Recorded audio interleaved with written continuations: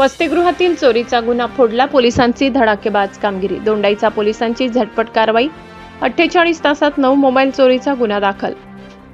नमस्कार, आपण पाहतात परिवर्तन 24 न्यूज। धुळे जिल्ह्यातील दोंडाईचा शहरातून एक मोठी आणि दिलासादायक बातमी समोर आली आहे।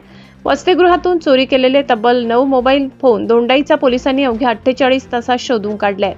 दिनांक 30 एप्रिल रोजी सायंकाळी 6:30 वाजेच्या सुमारास दोंडाईचा येथील एका वसतिगृहात विद्यार्थ्यांचे विविध कंपन्यांचे 9 मोबाईल फोन चोरीला गेले होते। या मोबाईलची एकूण किंमत तब्बल 1,42,500 रुपये इतकी आहे। या प्रकरणी स्वामी उमेश फटकाण यांनी दोंडाईचा पोलीस ठाण्यात फिर्याद दिल्यानंतर अज्ञात आरोपी विरुद्ध गुन्हा दाखल करण्यात आलाय। घटनेची माहिती मिळताच पोलीस निरीक्षक दिनेश सोनवणे यांनी तात्काळ तपासाची सूत्रे हाती घेतली। वरिष्ठांच्या मार्गदर्शनाखाली गुन्हे शोध पथकाने परिसरातील सीसीटीव्ही फुटेजची बारकाईने तपासणी केली। गोपनीय माहितीच्या आधारे पोलिसांनी तपासाची चक्रे वेगाने फिरवून अवघ्या 48 तासात संशयित विधी संघर्षग्रस्त बालकाला ताब्यात घेतले। चौकशीत आरोपीने गुन्ह्याची कबुली दिली असून चोरीस गेलेले सर्व 9 मोबाईल फोन पोलिसांनी जप्त केले आहेत। या संपूर्ण कारवाईत दोंडाईचा पोलीस स्टेशनचे अधिकारी आणि गुन्हे शोध पथकाने उत्कृष्ट कामगिरी बजावली आहे। सध्या या प्रकरणाचा पुढील तपास पोलीस उपनिरीक्षक इम्रान खान करत आहेत। गुन्हेगारांना नाही माफी।